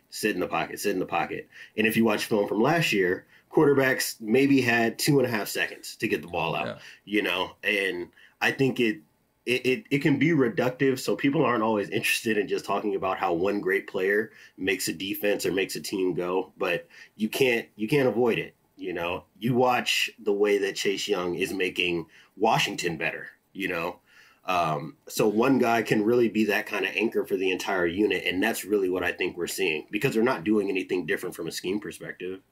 Do you think that because of, and you've talked to me about this a lot, and you've used these words where it's basically like, if you play one high, you're going to get tested vertically on the outside. Like, this is, I mean, you said, but like, this is something that we all know, right, in football. But I wonder if because of that, you have more underneath players than you would in any type of too high system, too high zone system. So you're clogging the quick passing game, I guess you would say. Right. And that's forcing you to throw the ball maybe a little deeper than you'd want to. And if you have a player like Chase Young, that's going to play into you not wanting to do that. Like, you can't, now you can. Like, you're like, okay, yeah, we want to throw post and we want to throw post wheel and stuff. And it's like, okay, go have fun throwing, it's, punch 4, punch 5 step and taking a hitch. You know what I mean? It's not going to happen. Yeah, your quarterback's going to be eating grass. So yeah, I think that I don't know if I agree with you 100%, because when you look at guys like Okudah and Arnett, and then being able to play Sean Wade in the slot last year, right? I obviously think that, and then being able to play man coverage, obviously, right, helps you a lot. But I'm not. I definitely agree that Sean is one of the best players. I may be being a little bit, over the top with it. But I do think if there was a way that we could dissolve it down into numbers, into like some kind of valuation system, and we looked at expected points saved that Chase Young singularly can contribute to versus his teammates, I do think that we would see a big difference. But you're correct. I mean, obviously, you lose a first round corner, and then another mid round corner, and now your previous nickel corner, who was excellent in that role, now has to go travel with number 1 receivers. Yeah, that is going to make your defense worse, more than marginally. Is it going to affect them? It's not going to affect them. I'm going to say this every week. It's not going to affect them versus any of the Big Ten teams. It won't affect them this week against Northwestern, most likely.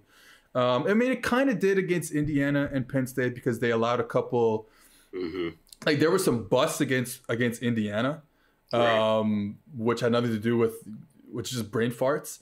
But there were some one-on-one jump balls. Freifogel in Indiana, and Datsun, I don't know his name, in Penn State.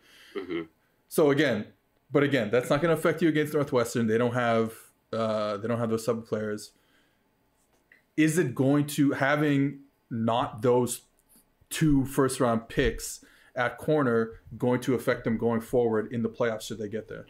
Absolutely. I would draw a comparison to the last team that lost in the national title game, which is what I think Ohio State is ultimately going to do in Clemson, and this was the talking point for anybody who was watching Clemson throughout the year. Was, you can tell that they had lost some things on defense, but they were so much faster and so much better than the rest of their competition in the ACC that you never got to see it. And then when they play Ohio State, they just eke one out. And then when they play LSU, who really had the pieces to get after them, all of a sudden you could see all the trouble, right? They couldn't hold up in one-on-one coverage on the outside, couldn't generate a pass rush. And then they had to start blitzing, and as soon as you start blitzing Burrow, right, he could dump the ball off. You get those tunnel for a 40-yard touchdown. Yeah. Exactly. So that's kind of where I'm at with Ohio State. They're just not going to generate enough pressure, for one, to affect quarterbacks at the highest level, in my opinion, and then 2, they don't have the guys in the back end to cover for them. Same thing happened to Alabama the year they lost to Clemson. Same thing. They were better than the SEC all the way through, but everybody knew they didn't have the backers that they usually do. They didn't have the corners of the pass rush that they usually do. And what happens? You play against an elite team with an elite quarterback or an elite offensive system, and you get undressed. It's just kind of the nature of the game now. Well, not to jump around here, but this Alabama team on defense might have some of the same issues, especially at backer. And I think they're a little unproven in the secondary. Obviously, there's some young guys who have come in and played really well, like some really well. But they're going to Florida. They're about to play Florida this weekend, and Florida can score. And they have one particular stud on the outside and one guy in the middle of the field that makes life hell. So it's like I know Florida lost this weekend, but I wrote this on Twitter today. Was like, I don't think that changes anything. Florida can score. Am I wrong to think Florida can score in Alabama? No, and I think that there's something to be said that Florida may have just fallen into a trap game. That game for LSU meant a hell of a lot more to them than it did to Florida. Especially if you have Alabama waiting for you around the corner. But yeah, I mean, Florida has the pieces. They have a veteran, a longtime quarterback. They have the tight end that could be a mismatch. They have a speedy guy in the slot. And they have the weapons, and they have an elite offensive coach. And that is one thing I can always say about Dan Mullen is even when he's had poor quarterback plays, he's been able to be productive with the offense. So that's not me saying that I think Florida is going to win, but I would not be shocked if we look up and it's midway through the third quarter and Florida is up by a field goal or within a touchdown, and they're driving and it looks like they might have a chance to take control of the game. I would not be surprised at all. No, I agree 100%. Okay, let's go back to Ohio State. Let's flip to the offense. Mm-hmm. Something that Richard Johnson had said to me I was on their, him and Alex's Split Zone Duo podcast last week, I guess. And one thing he was saying that I didn't even think about when I'm watching Ohio State. First of all, the target share between Garrett Wilson and Chris Olave is wild. I think it's like 90% between the two of them. Yeah. And it's there's a lot of 3-man routes, right? 2-man routes. And it kind of reminds me of what Stark is doing in Alabama, to tell you the truth. Because it's like you take these insane players. And all defenses, I don't know, maybe I'm going on a rant here. This is all hitting me on the spots right now. So I don't know if I'm going to make sense right now. But it's like you take these defenses, they're designed very rigidly, I guess, or maybe not conservatively, but let's say rigidly. Mm-hmm. And once you break a certain depth in terms of a route run down the field, you're leaving behind 7 players on the defense, 8 players on the defense. And if you're talking about running across the field, that's another player from the backside in the secondary. So if you can protect, if you can keep guys in there, and I'm thinking more Alabama because I know them a little bit better, but if you can keep 8 guys in to protect and just throw double posts with a crosser, right? Like you're eliminating 8 guys on the field, and now you're playing one-on-ones with really good athletes. And I kind of feel like Ohio State does the same thing. Absolutely, that's where they get all their explosives from. Absolutely, and it's funny that the stats bear that out because if you watch them on tape, you'll see, okay, number 5 has the ball. Number 2 has the ball. Number 2 has the ball. Number 5 has the ball, So it is all Wilson and Olave, and I get it. I mean, those 2 dudes are probably going to be 4-3 guys, and they are definitely, miles ahead of whatever competition they have at cornerback on Saturdays. But yeah, I think that, and it's funny that you draw a parallel to Alabama because that's where I was going to go as well. That's what makes them so efficient and explosive is that they're okay with saying, we don't have to have 5 guys out in the route. We'll run play action, we'll max protect and full slide, and we'll back our quarterback up, 5 yards deep within the pocket, and we'll give him the full field to look at. And that's kind of the trouble with some of the teams who would probably prefer to play softer zones because they don't have the athletes to run with these guys. Is now they're running 22-yard post routes, now they're running these climbing crossers and you can't get under, there's no getting underneath a guy who's running a 4.4, 24 yards down the field. You're not affecting that window at all. And then you get into the issue of if you want to play some sort of 2-high thing, even a 1-high thing that's going to like a zone matching thing or even a man matching thing in 2-high, well, then you can get bad matchups. And we talked about this before. Like that's why I think both of us think that you see more zone dropping 2-high stuff in the NFL. Absolutely. Because they're afraid. I mean, do you want a 245-pound neck roll guy running with your second-round pick at receiver? That averages 14 yards a catch. I don't. That doesn't sound like a winning business model to me. So, yeah, I mean, absolutely, and that's at all levels. You always have to make those decisions as a defensive coach, and we'll obviously kind of get to this when we get to SC. But this is something that I see across defenses. Period. I think that a lot of defensive coaches have been so panicked now by how sophisticated the passing game has been that they kind of are always thinking in 7-on-7 terms, right? How do we cover every route? And I think that because of that, we're left with two options. You get that kind of max zone drop stuff that we see now, or you try to man match everything, and both have their problems. If you're a max zone drop team, teams are just going to start running routes deeper than zones can go. If you're a man match team, they're going to find a mismatch, or they're going to bring tight ends in the game and just start mashing your face in with the run. And that's probably, to me, my pick is Alabama to win the title because that's what they're able to do. Even in the rare case that you can cover their receivers, which good luck, but if you can, they always have Najee Harris, and that dude's an alien, so. So one of the other offenses that I think plays into that too is what North Carolina is doing in Phil Longo, because and the tight end made a really nice catch this weekend against Miami. I just finished watching that film, but he's there if they want to play. If they play, it's three receivers. There's three eligible receivers to catch passes. Mm-hmm. The other two, the running back's not going to run out. I mean, they run some screen passes. He's not really part of it. Running like weak side option routes or this or whatever. Or like, Coastal Carolina's getting him down the seam a lot. Like, that's not part of it. The tight end's there to give you multiplicity and diversity as an off tight end, off in the running game. But you're really just running with three receivers. And that's almost like, it's like funny now that I think about it. I'm like, oh, this team does it, and this team does it, and this team does it, and this team does it. And it's like, that's football right now. Absolutely. I mean, the off Y is really just a glorified tight end, That's really it. Everybody's getting back to the two-back run game. And this is something that we've talked about, obviously, outside of the pod, that Longo is good at, and a lot of these offensive coaches are realizing is it's hard for defenses to try to find that dividing line between fitting the run and being able to be good in coverage. And Miami had to learn that the hard way.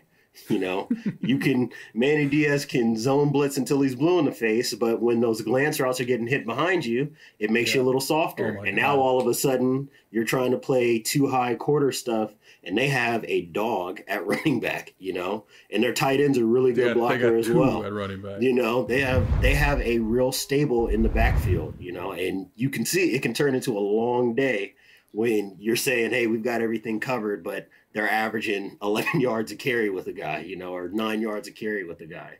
I think early in the game, they play one high. I think it must have been cover one. And so I remember seeing this clinic. I feel like you must have seen this clinic with Kirby Smart talking about how, was it Kirby? Oh, no, I don't remember. But I think it was Kirby. And he's talking about how, well, look, if we know we're getting an RPO team, we'll sometimes like play our middle of the field safety a little shallower. Mm-hmm. And he's looking for that slant route, the glance route, the slant route, whatever.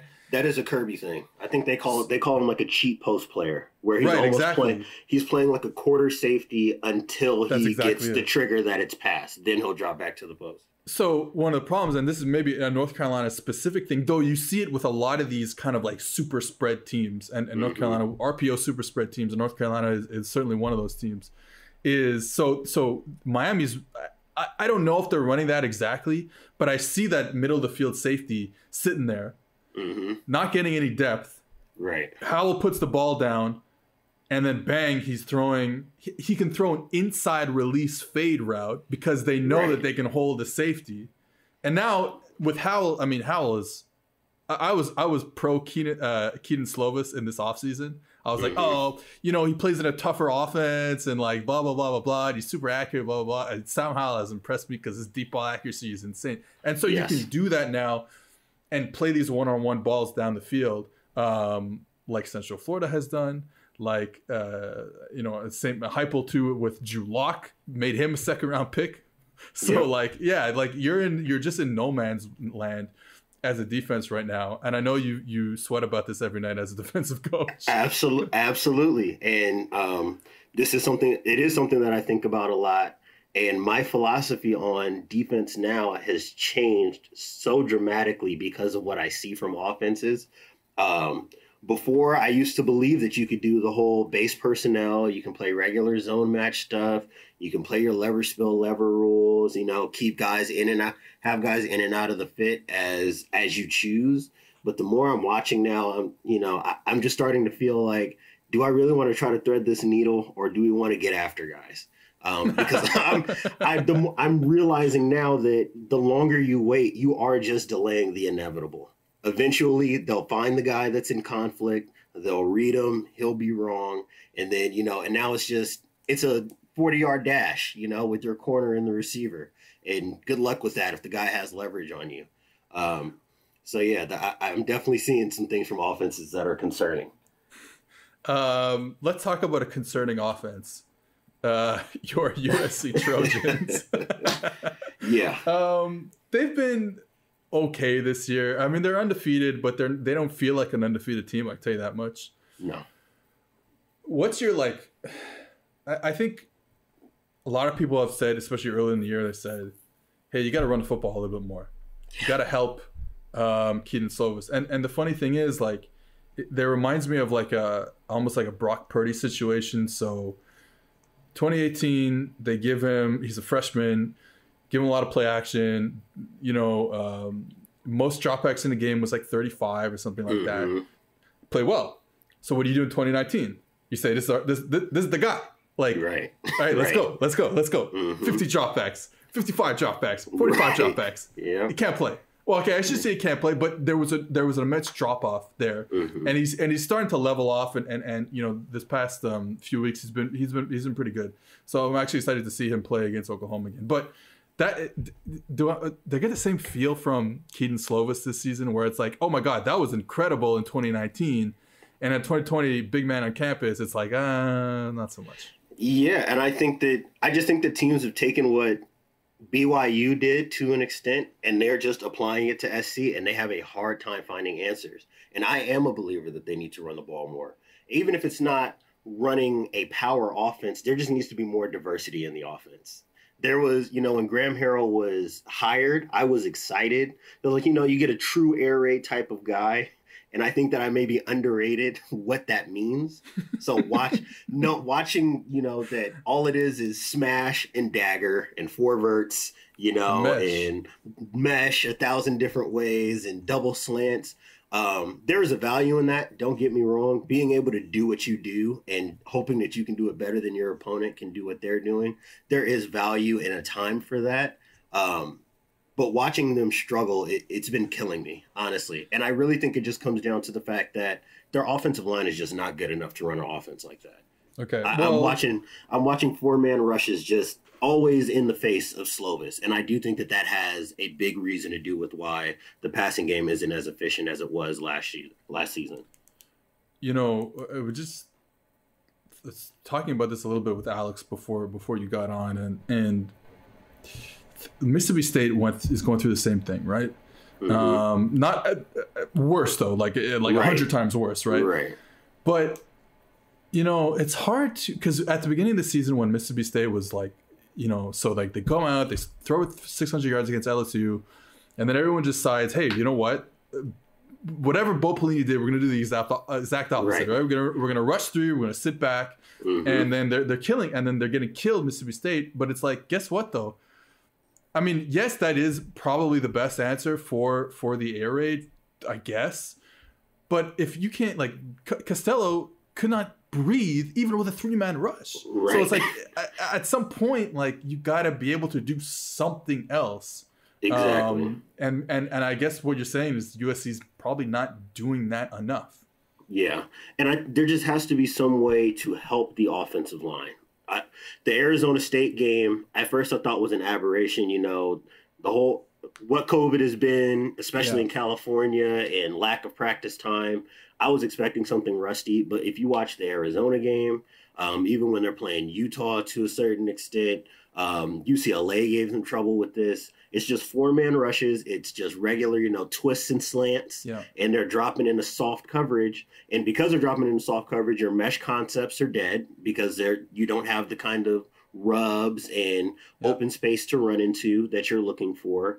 And then with the pass rush now always in this guy's face, he doesn't have time to, climb up in his progression. Is there something behind the mesh that I can hit? Do I need to take the shot? So Because of that, I think that we are seeing a much less effective Slovis, and the offense just doesn't have a ton of answers for soft zone coverage.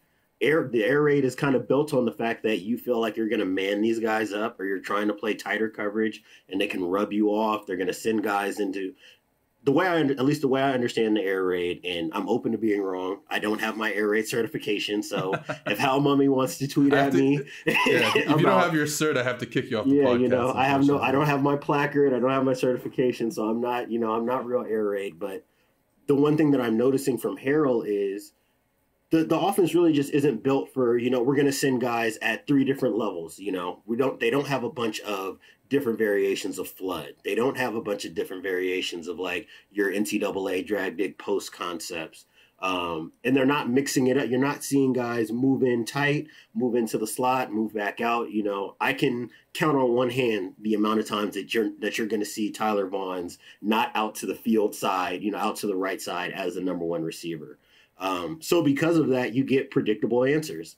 If a defense can make an offense predictable, you run into trouble, and that's really what we're seeing. And they don't have the offensive line in the run game to be able to say, we'll play 10 personnel and hand it off to one of our talented running backs and find the yardage that they need. Mm-hmm. So they're kind of caught. I think they're just kind of caught in no man's land. And for them, I think that they're going to need to maybe even pare it down to more old school air raid, where they were playing with split backs, their 2-back offense, or playing with the tight end and getting back into those type of more classic sets, just to add some more diversity to what they're doing, because the 10 personnel thing as far as pass protection isn't working. And I am concerned for when they play Oregon, because that is one of the things that they do pretty well defensively, is generate pressure. It's too bad they don't do anything else well defensively. Right, exactly. That's a whole other story. Exactly. Wow, now I lost my chain of thought. But basically, you talk about mesh and 4 verts and that stuff. I almost feel like we've seen it. Too many defenses have seen those, and I get it. It can still work if it's if it's a changeup. But what I'm seeing now is that like smash drive, smash something backside. 2-man combination, or sometimes even a 1-man combination to the short side of the field, and then let your quarterback work back. And that seems to be that's the play now. Right. That is NCAA. That's like the new NCAA play right there. Right, exactly. Well, just layering the concept so that way your quarterback doesn't have to figure it out post snap. He can check and see. Oh, if we got 2 high safeties, then I might want to run this. I'll work the drive concept. If I see single high and the corner is pressed, I can throw the corner out and smash all day.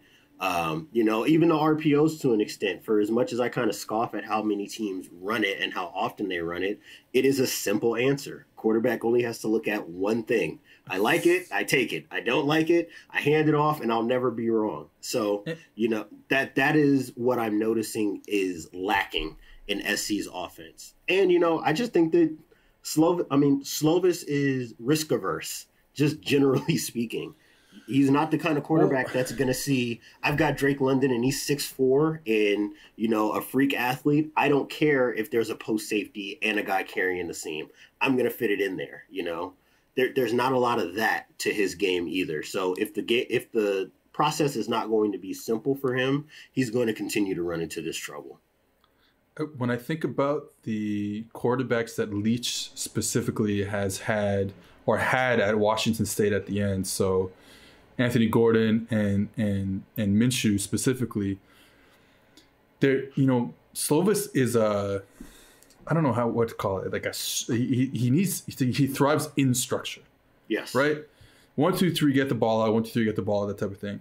And I think when you talk air raid, and especially if teams are going to drop 8 or even 7 in soft zones, what Gordon and Minshew are able to do is just sit there, chill. They have the arm talent to zing it into a tight window, and I don't think Keaton Slovis has that, even though he is. I really like him. I think he can be a really, really top quarterback, and the accuracy is on point. You see the accuracy is there, but then you see both. Oh my God, UCLA. I think this was the first drive of the game. They're running, I believe, so backside double slant, frontside snag, if I'm not mistaken. So it's basically the outside receiver is running a little slant sit, let's call it that. The slot receiver is running a corner route, and the running back is running a bubble or a flare route out of the backfield. And like the UCLA is lined up already with 3/2 to that side to the snag side of the field. Yep. And then when the running back swings out, the linebacker pushes to that side of the field. Yep. And in my head, we don't go there anymore. No, it's like, dead. That's done. That concept is dead. It's done. Yeah. And then he still tries to fit the ball in there to Drake London. It probably should have been an interception by the linebacker. But then it's like, okay, but that ball was perfectly on time. Like everything about it was on time and perfect. If there was no defense on the field, you'd be like, all right, next play, we're good. Yep. But there's a defense there. Right. Like, you got to understand how to play. Like that's why I think I foresee big things in the future for Slovis, because I think a lot of it's there. And obviously, you're getting coached by Kurt Warner, at the high school level. Like, you're going to learn some stuff and be accurate, but like, just it's got to be more consistent. Like you see it. We talked about it before. Like, hey, speed outs to the field, he's hitting them. Absolutely, with perfect timing. What else is there? He just won't. He won't take it in. Sometimes, to me, I had some disagreements with USC people, and even some people who aren't SC people when I was talking about how I felt about JT Daniels when he transferred, because my initial take was, even though he's hurt and Slovis had an amazing year, I was kind of leaning on keeping Daniels and at least giving him an opportunity to compete for the position again, because when I see Slovis, Slovis is the kind of quarterback that's always going to thrive in the air raid because he's risk averse. And actually, his offensive coordinator was just like that when he was a quarterback, for Mike Leach. It's risk averse. I will take the obvious when it's obvious. If Michael Crabtree is one-on-one, I don't have to think about that. I'm throwing it to Michael Crabtree. Same thing with Slovis. If Tyler Vaughns is one-on-one, I'm not even going to think about it. I'm catching it, turning my shoulders, and I'm just throwing it up. To the outside. Exactly. So he'll take... And that's to that point to the outside when it's single high. Yeah. I know I don't have to worry about a safety rolling over the top. It's what I'm looking at is what I'm getting. And he, as you said, he thrives. He has that kind of mental processing ability already. I think that the air raid is kind of hamstringing it, at least the way that Graham is running the offense. I would like to see just a little bit more diversity, those 3-man concepts that we have been talking about earlier. Get a little bit more downhill in the run game. Just open up the middle of the field for him, because like I said, if he's looking at 2 guys in each hook, guys carrying the seam and a post safety, he's not going to try to fit the ball into a tight window. It's just not going to happen. And that's how we end up with games where he completes 88% of his passes, but 12 of those passes were thrown 4 yards behind the line of scrimmage to that wide check down, to a running back that is only gaining 3 or 4 yards on it. So there's this line between efficiency and explosiveness. And I think that SC probably tilts a little bit too hard onto the efficiency side and not enough into being explosive. Okay, I wanted to talk about Todd Orlando in a second, but it's funny now that we're talking about it, it's like, now I'm like, oh, wait, let me think about all these offenses that are running these heavy protections, getting 3 men down the field in a route. LSU won a national championship running one play, right? Yeah, like exactly. Running that, they're going to flash fake it to Clyde. Thad Moss is going to stay into block, so you're really 7-man protection. They're running whatever they're running on the outside and mirrored routes on the outside, and Justin Jefferson is finding a hole in the middle of the field. That was the offense. That was right? the offense. And then that smash drive stuff, right? That was the 2 stuff. And like weak side option, whatever. Alabama, Ohio State. It's all in that same kind of realm. Clemson does it as well. Clemson does it as well. We're going to play with a tight end or a fullback, and it's downhill with you with Travis Etienne until we get you in a single high. And then once we get you in a single high, we've got these 6'5" monsters on the outside and, one of the most precise quarterbacks we've ever seen in college football. And we'll take our chances. If you beat us, good for you, but we'll take that chance, 10 times out of 10 and see what happens. And then, but the question is, can you do that if you're not those 4 teams that we mentioned? This is the question. Probably so not. Then the other offense is the other thing we talked about, which is Heupel's offense at UCF. It's Phil Longo's offense. Mm-hmm. It's now what Kiffin is doing with Levy there, Yes. like the super spreaders. We will. I mean, it is. There are similarities in terms of the 1 high, 2 high, juxtaposition there on defense. But like, we're gonna spread you out. We're going to throw almost low percentage 9 balls, but if we hit one, that's 40 yards. Right. Exactly. And we'll take it. Exactly. And we'll always have that threat in the back pocket. You'll never be able to call a defense not having in mind the fact that we might get burned if we're wrong here. So and there is just so much value in a defense having to be terrified of the fact that the offense is one play away. You know, we've talked about for as horrible as a person as he is, and I pray to gods above that Liberty has more sense than to do what I think they're going to do. But when Baylor was rocking, that's what it was, you know? That's what it was. There's a reason. The reason why they were able to run for 280, 300 yards per game is they've got track stars outside. And it doesn't matter how you can work press technique all day till you're blue in the face. The Chiefs base their offense on this. You can be perfect 85% of the time. We're only counting on those 3 or 4 times where a guy slips, you whiff on your press, we run a concept that your defense isn't well prepared for, and now we've got a guy 40 yards down the field. And it only takes 2 of those to win a game, you know? And what the Chiefs do is they're doing exactly that. But when it's not there, they have a quarterback who's not going to, who we all think, oh, he's making all these plays, he's rolling around. He doesn't make negative plays at all. Right. So like you have all that positivity, like you're just talking about, and then you have a guy who's not even going to put you in second and long if it's not there. He'll still get 6 yards out of it. He'll still get an incompletion rather than taking a sack. Like, and to circle this back to SC, obviously never to compare Slovis to Mahomes. I would never do that. But when we're talking about quarterbacks, someone on draft Twitter is going to compare it next year when he's coming out. I'm sure someone's going to do it. But that's kind of what we're talking about with these college quarterbacks. And I've had to take, in our group chats about how they're all the same now. And really what I mean is the offenses that we're seeing now are quarterback proofing, their whole process. I'm not going to ask you to, run these 5 or 6 different protections and try to figure out who you're hot off of every time. No, if it comes down to it, we'll leave 7 in to protect, and we'll run guys down the field. One will run a curl, one will run a post, maybe we'll send a crosser, and we'll keep it all right in front of you. We're trying to make this as easy to understand as possible.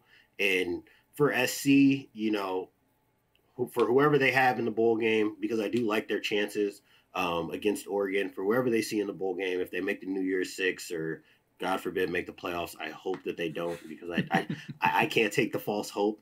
USC is bad for my cortisol levels in general. I don't want to see them get their faces mashed in by Alabama or Notre Dame or Clemson. But yeah, I mean, that's just kind of what we're looking at as far as offenses go at the college level. And I do think that we're looking at like the last vestiges of the old school air raid, where you can just go 4 wide and say, we'll run 4 verts whenever we want to play, and we'll run double slants and mesh and swing the back. Like there's a time and place for that. But the more we see the next era of air raid coaches, the more that they're branching away from that and trying to find different pieces of different offenses to bring in. A team that, we talked about how, Clemson, Ohio State, LSU last year, well, this year too, I guess, Alabama are running this type of, deep crossing routes and stuff like that. I'll play action, keep you guys in protect. Well, here's a guy in Lincoln Riley who's an air raid guy, but he's moved away. Like he's running that stuff now. Yeah, he does that now. This is another team that is the best team in their conference, but still, like that's what they're running. Right, and it stands to reason why their quarterbacks continue to win Heisman trophies, okay? Because we're not asking them to do rocket science, all right? I'm not going to leave you in situations where they're going to be free runners, giving you trouble with pressure. And if the look is there for us to run it, if we spread them out enough and they're freaked out enough about the pass where we have the run look, we'll run guard tackle counter or guard H counter until we're blue in the face, we'll take those yards. And then the second that we see guys creeping, we'll take our shot and play action. It's not a coincidence that that's what teams are doing. Just like how for me as a defensive coach, I'm looking at these offenses and saying, I can't cover all this, so I want to pressure it. I'm sure that they were looking at defenses and saying, all right, well, if the cover 7 man match quarters and being tight to routes for all of our intricate passing game isn't available to us anymore, then let's condense, condense the pass game. Let's make it simple for our quarterback, and we'll take our chances that way. Okay, so Todd Orlando, I don't think he was. I don't think he was definitely scapegoated, I think, at Texas last year. So how do you think he's done so far in his stint at Southern Cal? So it's interesting because I like the defense, but I don't think that USC's personnel matches the defense yet. And for people who are maybe unfamiliar with Todd Orlando, he comes off of that Ron Roberts, Dave Aranda type of tree. They all are kind of, in that same type of family of we run 3-4 as our base personnel. We run our 4-2-5 nickel stuff. They run creepers and simulated pressures where they're bringing a DB from one end and dropping an end or a tackle out on the back end. There's a lot of diversity in the defense. When I watch them on defense, every time they're having trouble, it's always against the run, and it's always when they're in base personnel. And that's what lets me know that they don't have the pieces yet. I don't think that they have the backers like an LSU does, where you can just play your base personnel and your Patrick Queens and your Devin Whites I can stack over the top of a guard, and I'm fast enough to where when the back starts to beat the tempo of the play, I can scrape over the top and go make that play, out in the alley. They don't have that guy yet. They have athletes, don't get me wrong, but that's not what I think that this defense is best suited to do. And they have too many defensive linemen. So I'm watching like Drake Jackson, who I think is going to be, a late to mid first round type of talent as a defensive end, dropping out into the flat because they're not going to use him as a 4-eye or a 0 because he's too talented for that. So now you're using him as your boundary backer, and he's the one dropping out in the coverage, which is not the best use. It's the Arden Key dilemma from LSU in 2016-17. Exactly. But then Arden Key, when he did put his hand in the ground or did line up, he got to the quarterback. So that was nice. Right. So and that's kind of where I think the tension is in the defense. So I'm sure that it will get fixed because one thing I notice is when they turn up the heat, they're extremely effective. And Clancy Pendergast did that last year with the defense. I don't think that the defense was as much of a problem as maybe USC evaluated it to be, although I am happy with Orlando as a DC now. But I do think that based on their personnel, they're best when they're pressuring because they're interior guys, one of the few guys whose names I do know in college football, guys like Drake Jackson, Nick Figueroa, and really like that whole kind of mix of their Polynesian guys that they have playing at linebacker and safety. When those guys are in on pressures and, they're running their slants and their twists, they cause havoc. It's when they're trying to play base, we'll be in the 3-4 and run our quarter stuff and we're going to, stack and track the back and all of that and hold guys up as 4 eyes. That's not what this defense is built to do. I think that they've got to be a little bit more aggressive, and I'm sure that we'll probably see a little bit more of that as they go along because those are the kind of body types that they have. It's funny because now LSU has those body types, and maybe they don't necessarily want them anymore because they're running on something else. Exactly. Now they're into the 4-3 world where they're trying to get guys who can just tear off up the field. So there is that kind of scheme tension.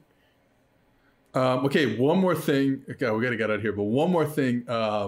So last week on the podcast, I talked to James Laurinaitis, and I mentioned how Clemson and Venables, his defense is like, it's kind of a 4-down defense, but in a 3-down world because he's taking the 3-tech, that's like Aaron Donald's position, taking him and just moving him back 5 yards. Now he's a linebacker. Right. You're the one who told me that. You're the one who like blew my mind when I heard that. Can you explain like what that means in 25 seconds or less? I will try. So, and I got the idea from watching SDSU or from talking to coaches at SDSU because they're the ones who explained it to me. Yeah. Because they do, at least Rocky Long did the 3-down, 3-high stuff, and they still kind of dabble with it now. But the way it was explained to me is, and Iowa State does this as well, think about your typical 4-3 kind of cover 2 type of scheme, right? Your old Jimmy Johnson type of deal. So basically what they've done is They've just condensed. You brought that 9 technique in, so the guy who's usually the wide rusher, now he lines up over the tackle. You take that 3 technique and make him like the old Sam Backer. And what they're doing is just running these stunts and twists to get to a 4-man rush. So if you watch Clemson, and it's actually really easy to see because they basically use the same guys for it every time. It's one of their neck roll linebackers. You'll see the cadence of the quarterback. As soon as you see the rotation of the defense, one of the linebackers starts creeping up, and now they're running some kind of twist game. So it looks like 3 down, but really what they're doing is just running 4-3 stuff with an extra speed guy. He's not a fast guy, but it's just an extra skill guy on the field. But that's basically the gist of what they're doing. And they've obviously used Isaiah Simmons for that. They've used Kayvon Wallace for that when he was at Clemson. And then when you want to play your 3 high stuff, now you have the skill guy to play your spot drop stuff. You're already there. You can still play all the rest of your stuff, you know? Yeah. So it's a good way to kind of try to find that middle ground between running your nickel and dime defense, but keeping some of your base defense philosophy. All right, let's get to game picks. Just give me the team, like top of your head. All right. Conference USA Championship game, UAB at Marshall. Ugh. UAB I'll go with. I don't really know enough about the teams, but we'll say UAB. Buffalo and Ball State in the MAC Championship game. I've been a huge Buffalo supporter all season long, so I'm sticking with Buffalo. Okay, Oregon at USC, Pac-12 championship, the sham Pac-12 championship game. Yeah, exactly. Yeah, sorry, Justice. This one's the Trojans win. All right, Big Ten Northwestern against Ohio State. It's not a fact of whether or not Ohio State will win. I'm just looking to see if they score 70. Yeah, it's rough. I talked about this with Alex for a bit, but like I wanted to really like Northwestern. I do like Northwestern's defense, but it's like I don't know what to say. It's like a college defense. They don't play man because they know they can't. They sit in zone, and I like it because they stay too high to the last moment, and then they're spinning down if they're going to play cover 3. But you can't do that because you can't sit your safeties at 10 yards and play against Ohio State. It's not going to work. All right. No. Big 12 championship game, Oklahoma and Iowa State. I would figure that Lincoln Riley doesn't blow that one twice. I'm thinking Oklahoma for that. Sun Belt, Louisiana at Coastal. Ooh, that's a good one. I'm going to take Louisiana, but that one I think will probably be the best game of the weekend. I think so. That came down to a field goal when they played each other earlier in the season in Louisiana. Okay, big one. Clemson, Notre Dame in the ACC championship game. Healthy Trevor Lawrence. I think that was the difference the last time they met. I'm going with Clemson.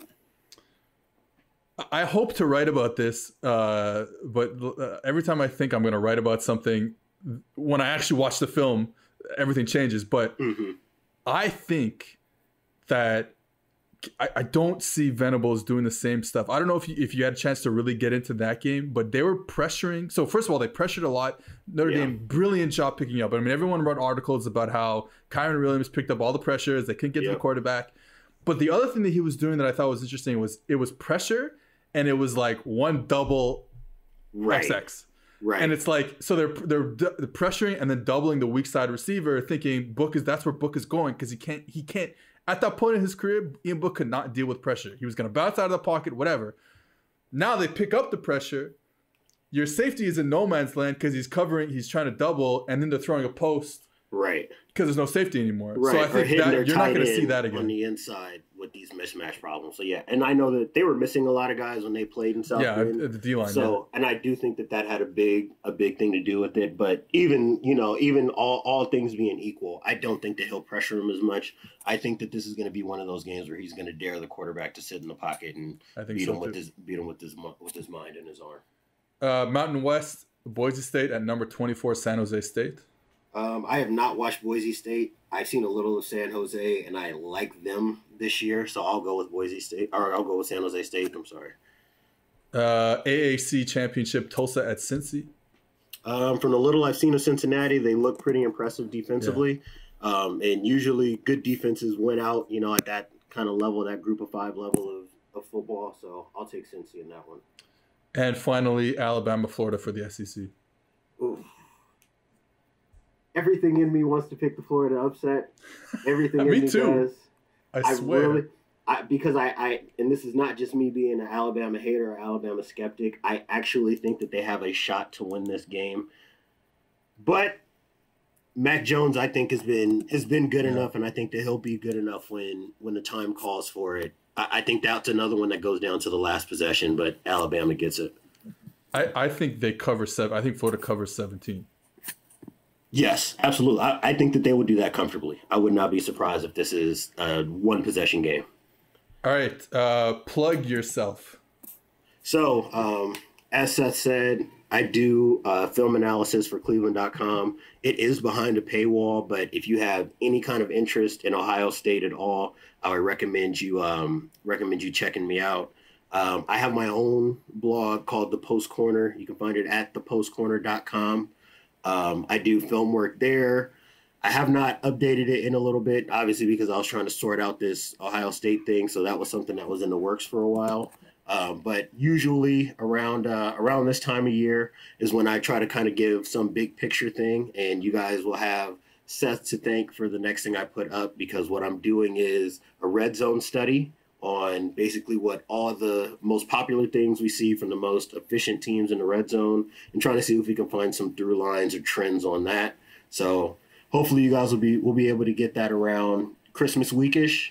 That's kind of what I'm working on now. But other than that, you can find me on Twitter at DLee_TPC, and I'm usually tweeting about football, my son, or the NBA. So if you guys like cute kids and pick and rolls and somebody yelling about defenses being soft, then I'm your guy for it. All right, thank you, dude. All right, I'll talk to you soon, man. And so there you have it. That was a podcast for this week. No Anthony Tresh on the podcast today, but you can find us on Twitter Friday afternoon, I believe at 2:00, 1:30. Just go on either of our Twitter accounts or the PFF or PFF College Twitter account, and we do our live picking of the conference championship games. Plus showing off how to use our grading system and stuff like that. So you can go on Twitter on Friday afternoon and find me and Tresh doing that. If not, you will hear us on Monday morning. All right, see ya. Thanks for watching the PFF YouTube channel. And if you want to subscribe, all you have to do is push the button. Don't forget everything you get. A little fantasy, push the button. A little green line for the gambling aspects of the game, push the button. College football, push the button. The YouTube channel from PFF.